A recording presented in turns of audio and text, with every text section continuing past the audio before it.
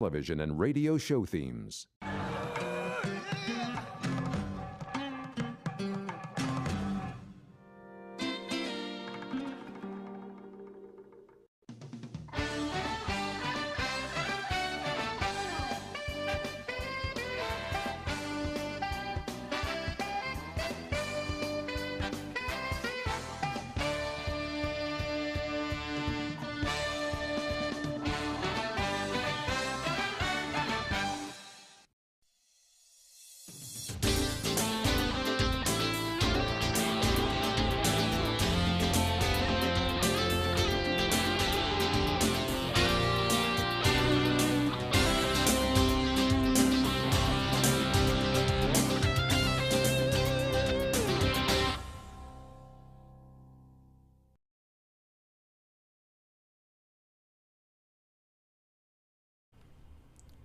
Hey everybody, and welcome to Web3 Wednesday. I'm Shelly Palmer, and we are here in New York City on a gorgeous, gorgeous August day.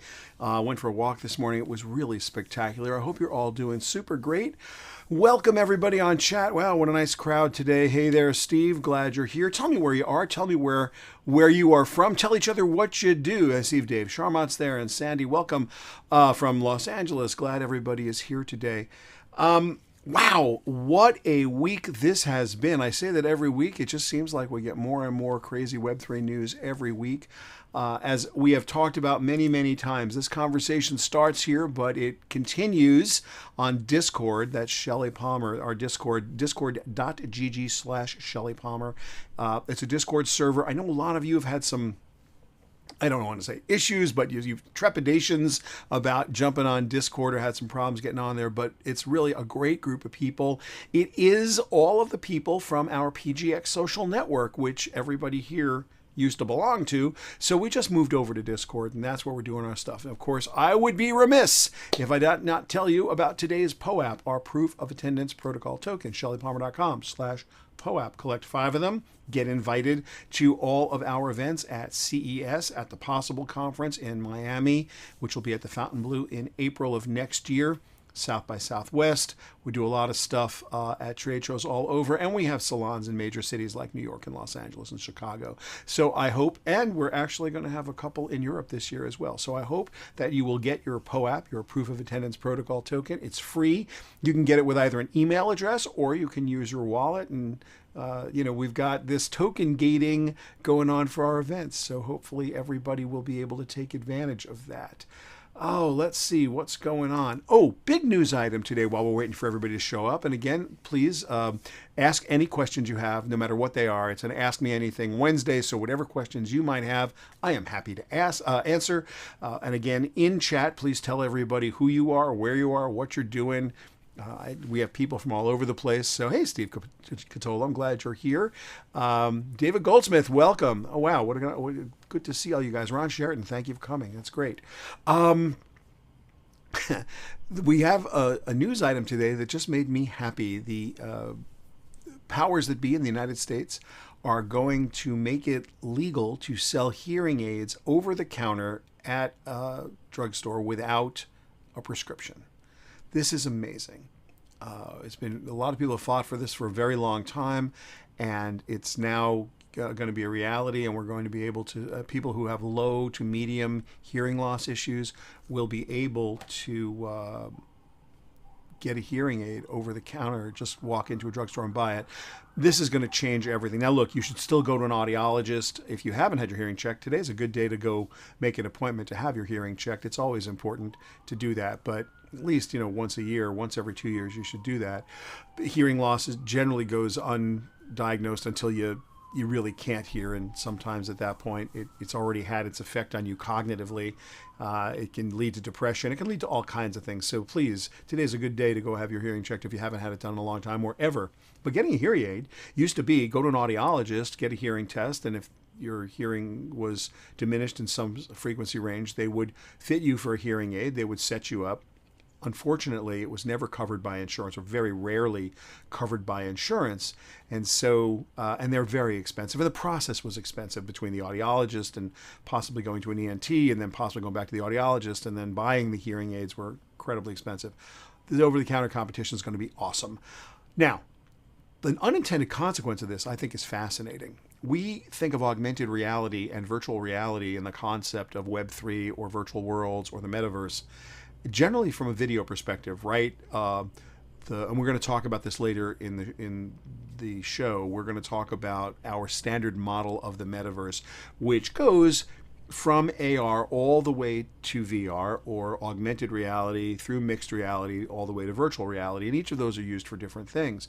But generally, when you speak about that, generally, not always, some people clearly do think about the full range of senses, right? Sight, the five senses, smell, taste, touch, etc., hearing, sight. But here we have an opportunity to talk about augmented reality audio, because over-the-counter hearing enhancements will not have the same kind of very strict regulation that hearing aids have, and because you'll be able to use them for a wide range of things. Imagine artificial intelligence being applied to that, or statistical machine learning being applied to what you're hearing, the world around you, to interpret what you're hearing, because these are microphones as well as speakers, right? They're little transducers in your ear. They're hearing what's happening in the outside world. The way a classic hearing aid works, good old-fashioned one, is it listens and it amplifies. Some of them, the more sophisticated ones, listen and amplify at specific frequencies, where you might have need to have a little more sound pressure in your ear at a given frequency because of your hearing loss, the type of hearing loss. But let's pretend we had destigmatized wearing a hearing aid. A lot of people wear earbuds. A lot of people are happy to walk around with headphones on. Some of them are sound canceling. This is going to be a really interesting time. So it may not go that way. It may just be inexpensive hearing aids, and I hope people are able to take advantage of that. It's a wonderful thing. All right, questions, folks. Let's get some questions in here. Whatever you want to ask. It is Ask Me Anything Wednesday. So whatever you're thinking about from the news, now is a good time to ask. While you're thinking up your questions, I will ask you to go to Techstream with Shelly Palmer and Seth Everett, wherever you find your favorite podcasts. Seth and I talk about pop culture and tech and where they kind of come together. We've been having a good time there. The show is really well received. The audience is just growing at an incredible rate, and it's just a fun show. Seth and I kind of go at it. We don't see the world the same way, and it's just really fun. It's just really fun. So thanks for that. There was another news item, and we have some questions here. Hold on, wait, we'll get a question. What is this question here? I like your text stream. Thank you. About teens and social media. How big of an issue is this? Oh, wow. Okay. Oddly enough, that's a news item I was going to bring up just now. So thank you, James B, for that. That is exactly what I wanted to talk about as a news item. So thanks for being first of all, thank you for being a Techstream listener, and second of all, thank you for this question. So yeah, there was a study. Pew Research did a study that came out about teens and their media usage. It's not going to surprise anybody here that teens, and they define as I'm reading this, 13 to 17, 95% of teens 13 to 17 years old have access to a smartphone. 46% of them, and I'm reading here, say that they are, and this is in quotes, almost continuously online. That's up from 24% 8 years ago. That should surprise absolutely no one. That should literally surprise absolutely no one. 1,316 teens in April of 2022, more than half said it would be difficult for them or impossible to give up social media. The older respondents, 15 to 17-year-olds, said they couldn't live without their cell phones, their smartphones. Yeah. This is a pretty interesting survey, and you should read it. It's Pew Internet Research. You can go to shellypalmer.com and find the teen social media usage in the blog. If you don't want to go to Pew directly, we do some interpretation there, but it's a good survey to read, and it kind of tells you what kind of struggle we're about to have with misinformation and weaponized information and social media addiction and bullying and on and on. You've got kids now who just literally cannot put the devices down. It's neither good nor bad. It just is. And I don't want to in any way impede progress. I don't want to stop anybody from doing something cool. I don't want to I'm not going to tell you innovation is good, bad, or indifferent. I think technology is neither good nor bad. That is a distinction I always leave for people. I don't ever think that the tech itself, there are some technologies that are made just to harm, but most of the technologies that we encounter in the consumer electronics world and most of the technologies we encounter, period, are not intended to cause harm. People intend that and they use them. Them that way. So let's not get into the should teens have cell phones or shouldn't they. They apparently do, and they apparently won't put them down. What does that tell you about how you need to function? What does that tell you about the kind of apps you need to create? What does it tell you about who you're competing with from an app perspective? When you make an app now, you're not competing with your competitors. More than ever, you're competing with the best apps out there because you're competing for the attention, the hearts and minds of 13 to 17-year-olds who have instantly an understanding of what good and what bad is. Years ago, there was a survey that was done by Nielsen. I think it was called AC Nielsen back then. It was before it just became Nielsen. And it was about the amount of television that was watched. And this was in the 80s. So the average 18-year-old had watched 30,000 hours of TV. Think about that for a minute. Before your 18th birthday, you had consumed 30,000 hours of television. For whatever else that meant, it made you the world's foremost expert on what you believed good video was. You had seen enough TV to understand. You might not know whether that was the audio that caused you not to like it, or the graphics, or the lighting, or the actors, or the set design, or the poor costuming or poor makeup, but you had an invariant model of good quality television in your mind by the time you're 18 years old, and nothing could stop it. Just project the time onto a modern 13 to 17-year-old in 2022. How many hours a day have they spent on their smartphone with apps? That's the competition. The best apps. What are the best apps? That's up to you. Is it Amazon, Netflix, Facebook? Not for content. Interface. You get onto Facebook, you're scrolling at 60 frames a second. It's a really nice interface. It's smooth. It rarely glitches. The fonts are all perfect. The ability to read it is perfect. It's like they've got some stuff going on. That's the expectation. So if we learn nothing else from this survey, take nothing else from this survey, it's that the bar has been raised or lowered, depending on who you ask. It's harder than ever to be awesome, and you need to be awesome in mobile. You just need to be awesome in mobile now in a way you just never had before. And then if you want to add the other stuff to it, and there's other stuff to add. Again, happy to take your questions, and you can just put them in chat here, and we will put them up on the screen, and we'll talk to you about them on the same exact subject. Here we have TikTok's amazing text-to-image AI backgrounds. Now, if you have a TikTok account, go to TikTok, open it up, go to filters, and in the filter section, you are going to see a thing that says green screen. When you get to green screen, the first thing on the left is going to be AI. All you need to do is type in something like, well, this is what this woman, Karen Cheng, at Cosmo did. This is not in the Twitter app. This is in DALL-E, a much more sophisticated AI tool set from OpenAI. She typed in, I'm going to read you the sentence. This is the cover of this month's Cosmo. Quote, wide-angle shot from below of a female astronaut with an athletic feminine body walking with swagger toward camera on Mars with an infinite universe, comma, synthwave digital art. That's the sentence given to the AI, and this is the image. So the same technology, a much lower resolution, much lower level, much quicker, much more primitive, is happening in TikTok right now as a filter. As a filter for backgrounds. DALL-E, OpenAI's DALL-E 2, DALL-E2, made this happen this Cosmo cover with a little editing, and it took 20 seconds. And it took 20 seconds.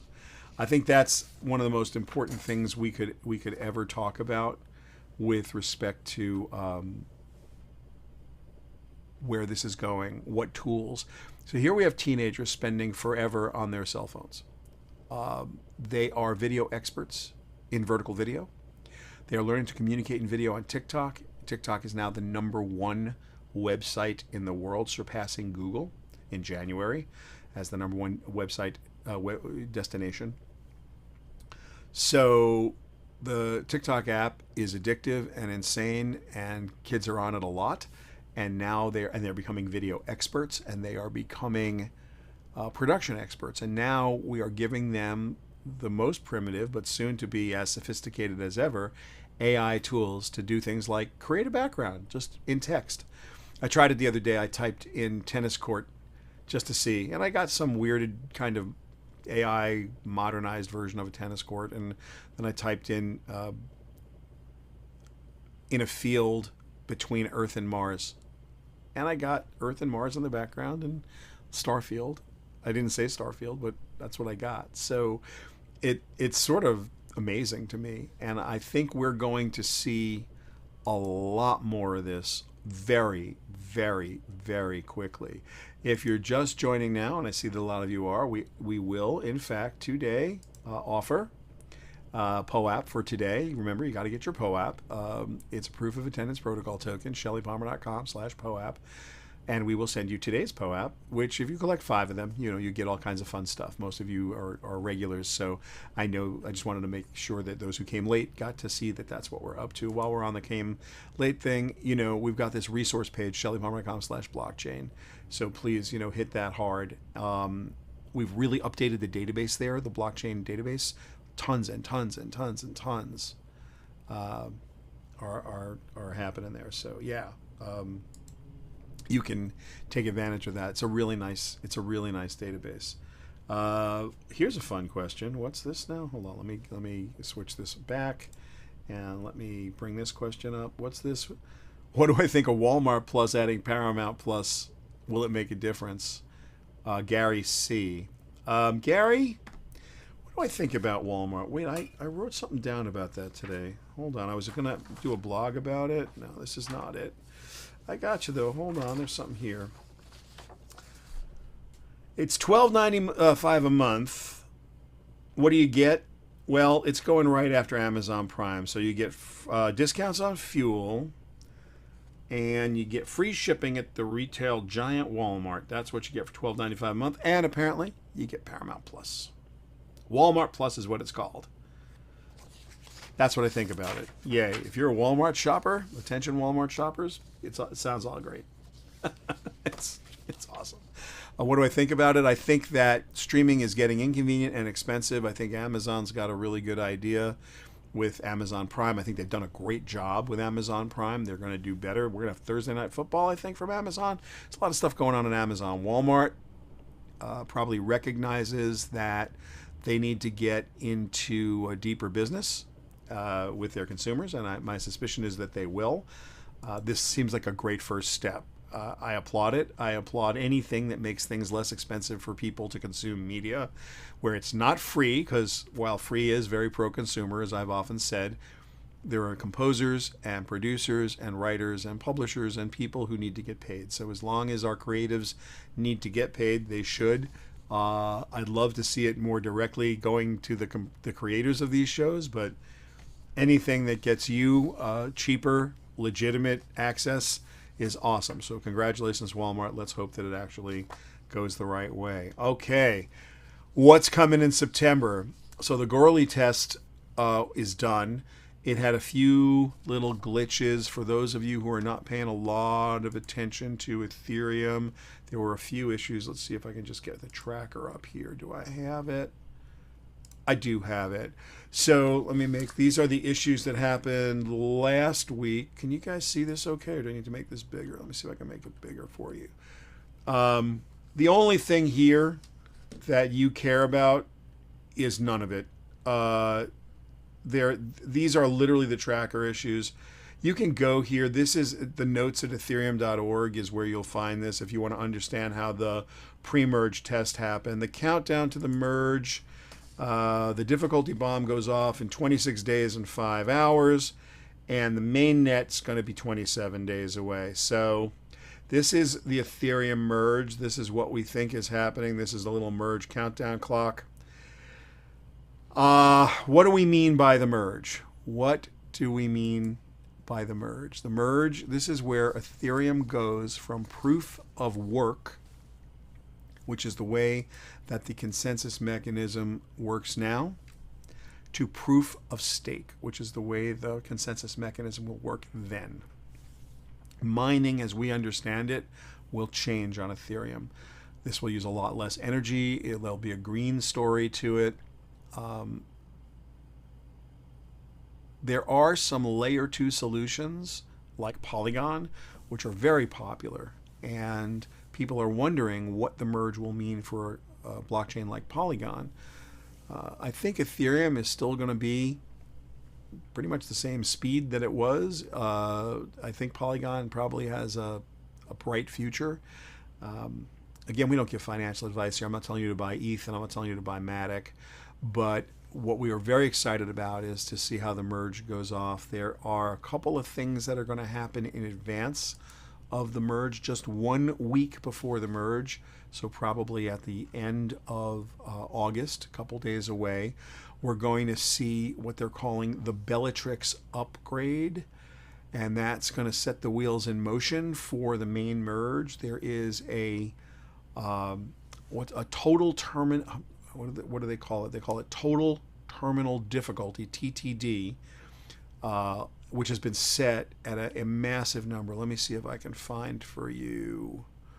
It's like 575 with a zillion zeros after it. Hold on a minute. Here we go. This is the number. I don't know what number this is. This is like it's an insanely large number. It's 5875. There's my dyslexia showing. 587. This is the. Here we go. This this is where we have to get. This is the total terminal difficulty number. When that is reached, that will trigger the network into becoming. That'll trigger the merge. So everyone feels like this is happening now. Everybody feels like it's gonna happen. I don't know anyone who says it isn't, but of course, maybe it won't. If it's not perfect, if it doesn't go off without a hitch, the whole crypto business as we understand it is going to get really weird really quick. So fingers crossed, all the Ethereum techs get this right. What will the price of Ethereum change into? I see that. I'm not going to put it up on screen. I don't know. Will it go up? Will it go down? I don't even want to speculate about what the merge will do to the price of ETH or what it might do to the price of. To be fair, I don't want to talk about the pricing at all of any, whether Matic or it's not what we do here. We don't really talk price of cryptocurrencies. I'll tell you what it is going to do, though. What the merge is going to do is it's going to make it much more attractive for organizations to write to the Ethereum mainnet. It's going to be a little sad for miners because the mining fees that they're used to and the way they mine is going to go away. And there are people who are staking Ethereum in their validator nodes. And if you're interested in learning all about this, I would beg you to go to ethereum.org and read about it. Because it's like a great thing to read about. And this journey that Ethereum has been on is a wonderful journey. And I'm hoping that this all works out for everybody who's involved in NFTs and all levels of cryptocurrency and the entire world of decentralized finance. We're hoping this works out. Oh, there is one thing that's really important, super important. You are going to see several different offers. Some of them will have to do with Ethereum Classic. Others will have a thing called ETHW as opposed to WETH. WETH is wrapped ETH. That's out there now. That's a technology that's used to bridge ETH. You will wrap ETH, you'll wrap Bitcoin in a wrapper so that you can use it on a bridge to go from one blockchain to another. This kind of interchain exchange-based tool, wrapped ETH, WETH, is totally legit.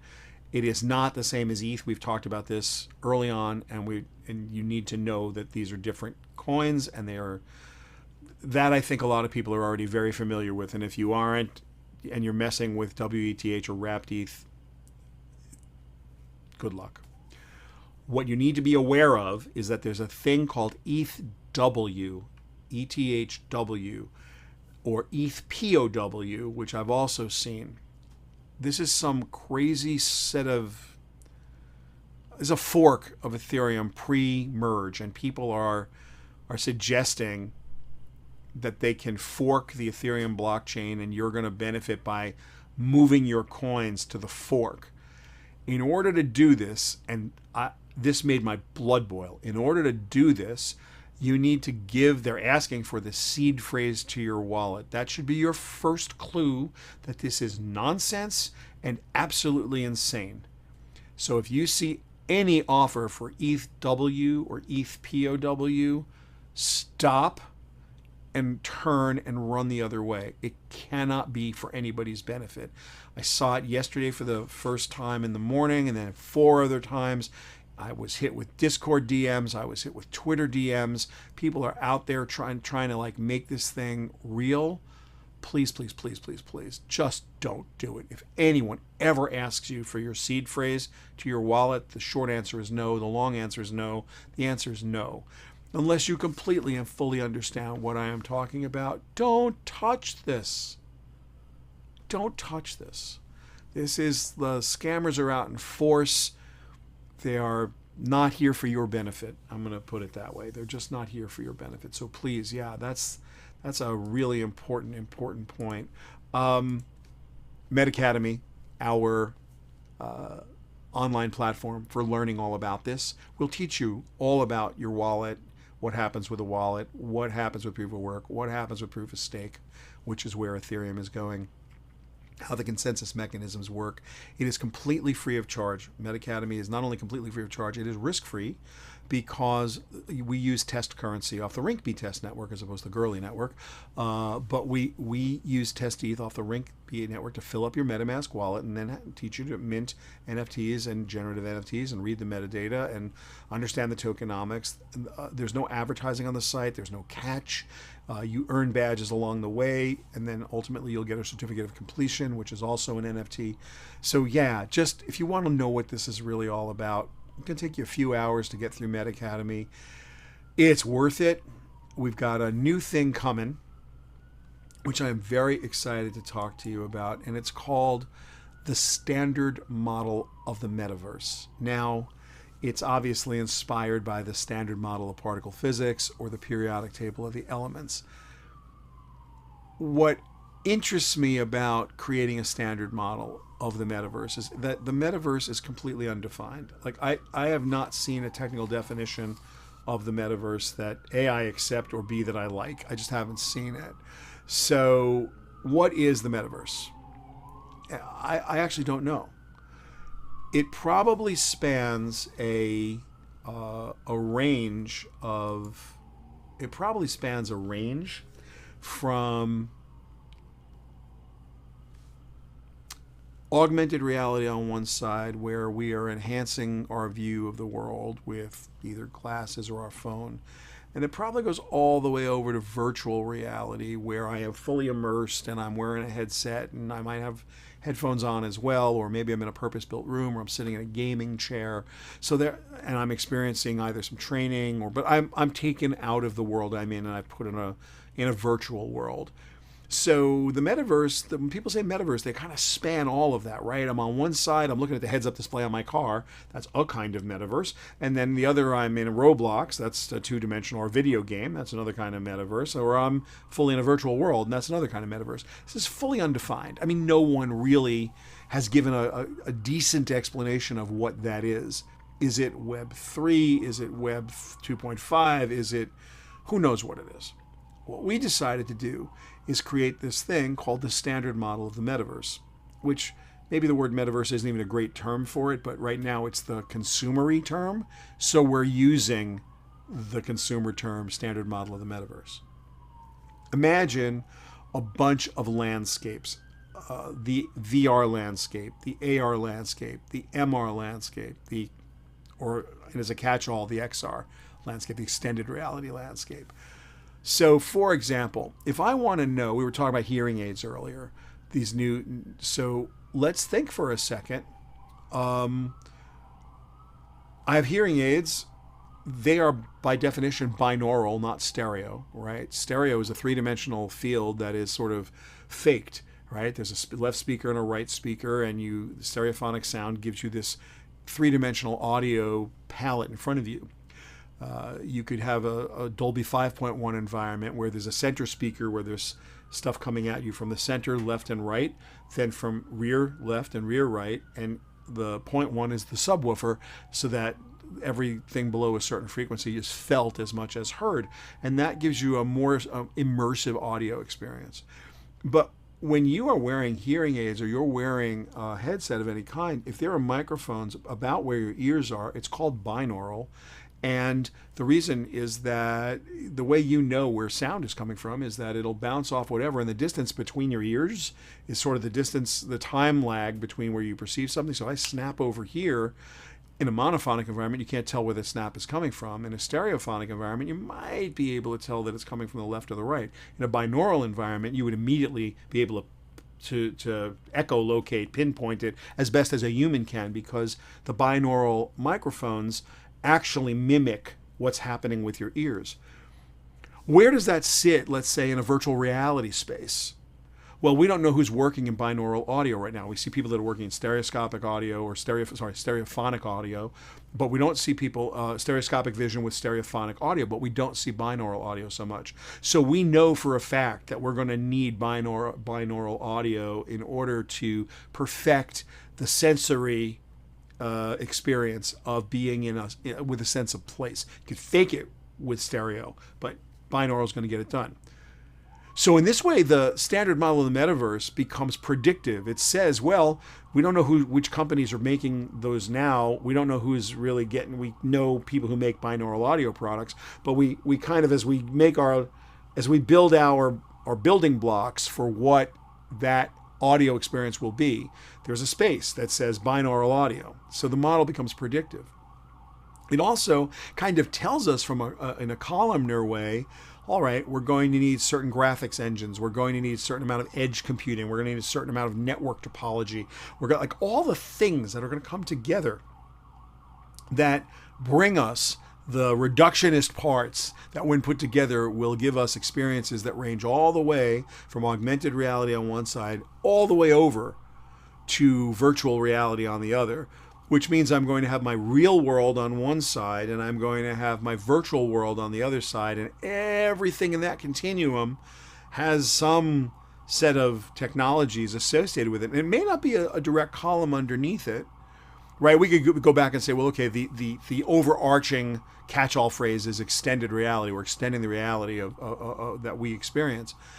And then there's this whole other level that we're having to get to, which is human fusion, where I'm putting on a sensor, or right now the hearing aid is external, but there are cochlear implants. So would I have an AR enhanced cochlear implant at some point, or would that change my perception? Is Elon Musk's Neuralink, where they're going to put a hole in my head and stick in a sensor, like where is that going to go? So a lot of this is living somewhere between where we are, and I hate to get like heady on everybody. What does it mean to be human? Like, I see, I hear, I smell, I taste, I touch. I'm using biological sense organs to do that right now. I'm touching with my hands. I'm seeing with my eyes. I'm not really seeing with my eyes. Light's falling incident on my retina, and nerves are transmitting those impulses to my brain, and my brain is determining what I see and telling me my reality. The nerve endings on my arm are the hair on my arm is moving from the fan in the room. That's how I know there's a fan going. Yeah, I feel it. What does it mean to feel that air pressure? I'm feeling it here and that's being transmitted up my arm. Yeah. What if that was directly into my nervous system? What does that work like? What if I have only some of those things done? What is reality? What is augmented? What is enhanced? What is virtual? What are the virtual worlds? These are amazing questions. In order to take this from where we are to where we're going, what we're trying to do is create this standard model that will have both labels for the things we know and maybe labels for the things we don't know, and help us predict a little bit about how this all goes. To me, it's the most exciting project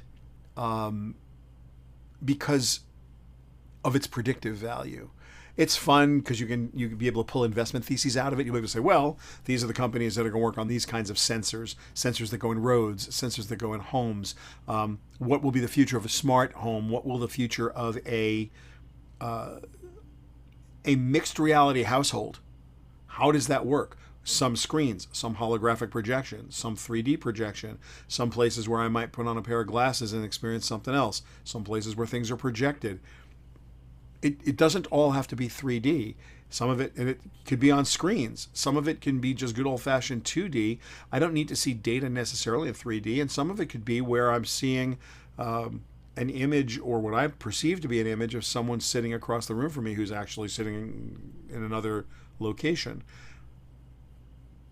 What are the technologies that make that happen? Are they projectors? Are they glasses? Are they smartphones? You know, Amazon, you can go to Amazon and you can take an item, certain items off the Amazon catalog, and you can place it using a very primitive augmented reality tool or virtual reality tool and stick it into your existing home by taking, just holding your cell phone up. And what is that toaster going to look like on my kitchen counter? That's a use. Some people talk about it for trying on clothing. You got a scan of the body, and now we've scanned your body. Now I can hang these clothes on you, and you can maybe shop for fashion that way. We've seen all these use cases, but we haven't seen them taken to the next level. We just haven't. So if you're interested in getting involved in the standard model of the Metaverse project, you can reach me here, Shelly at shellypalmer.com, or there is on shellypalmer.com, there's a blog post called the standard model of the Metaverse, and there's a little form there you can fill out, but just as easy to send me an email and tell me what you want to do. If you want to get involved, we'd love to have you. We're going to have some of my master's students at Newhouse School work on it. We're going to get some researchers from the university. We already put in a request to get some researchers, so we're pretty excited about that. By the way, folks, what did I hit the wrong button? By the way, folks, just one last time, if you are here and you want to get the POAP for today, it's shellypalmer.com/POAP, and that'll get your proof of attendance protocol token. There is, as you know, no cost to mint that. It's on XDAI. You can use your Ethereum wallet. You can use your email address and just get it. You don't have to have a crypto wallet to make this happen. So I hope that you will grab the POAP for today, because it's like a fun thing to have. All right, we're coming down towards the end of today's show, and thank you for the very active chat. Mixed reality.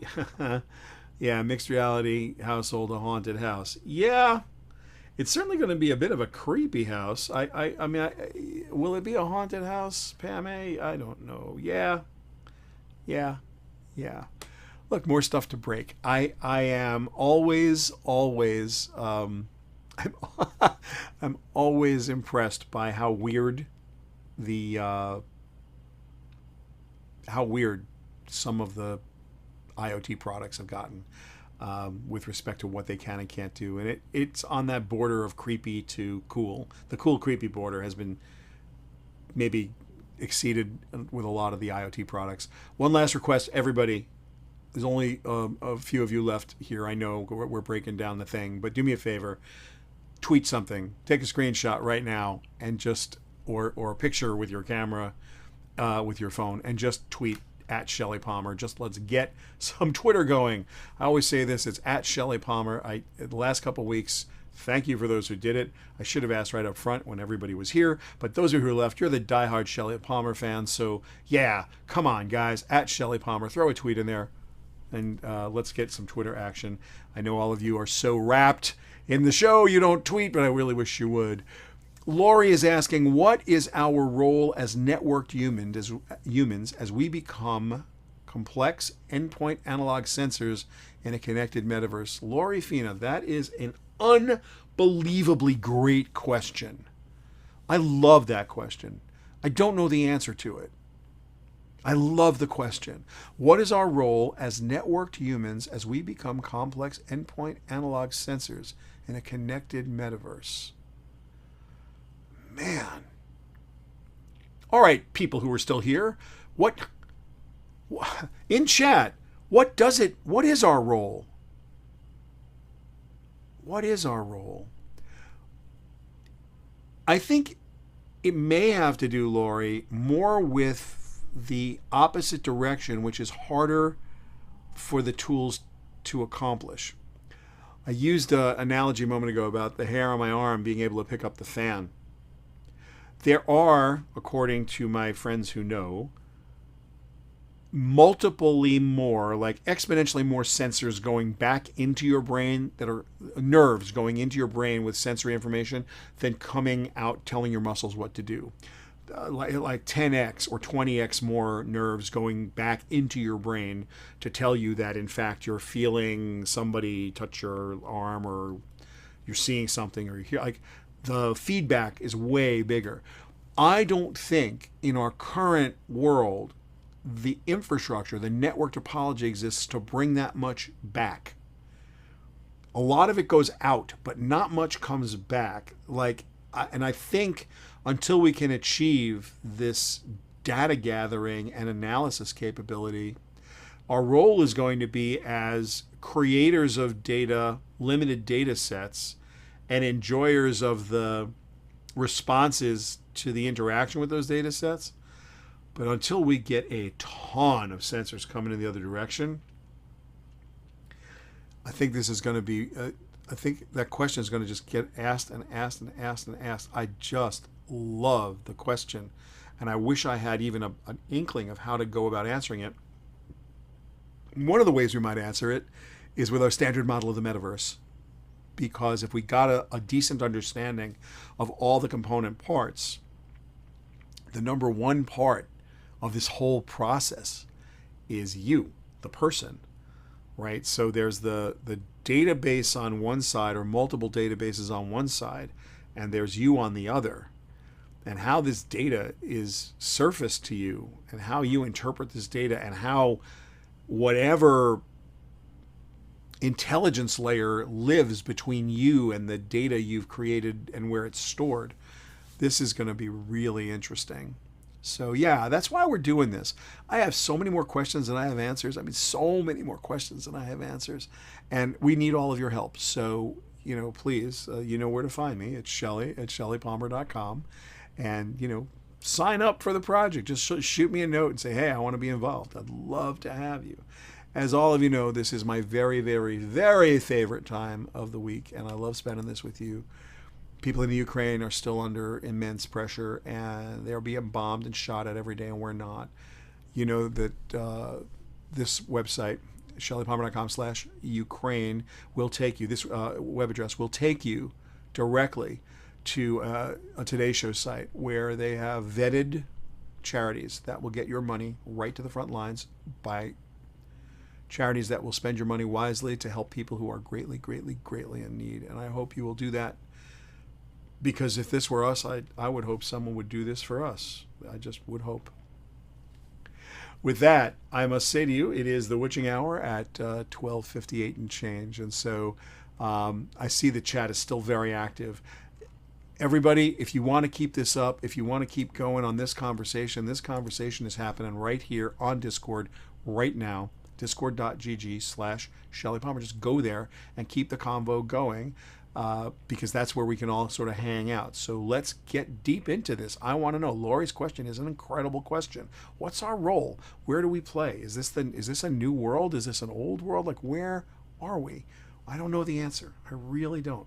But I hope that you'll contribute and that you'll help us, seek it, because I think it's a good answer to seek, and I'm very excited about it. With that, I want to thank everybody very, very much for being here this week. I will not be here next week or the week after, so we're taking the last 2 weeks in August off, and we are going to be back right after Labor Day with another edition of Web3 Wednesday. Thank you all very, very much for being here, and I will see you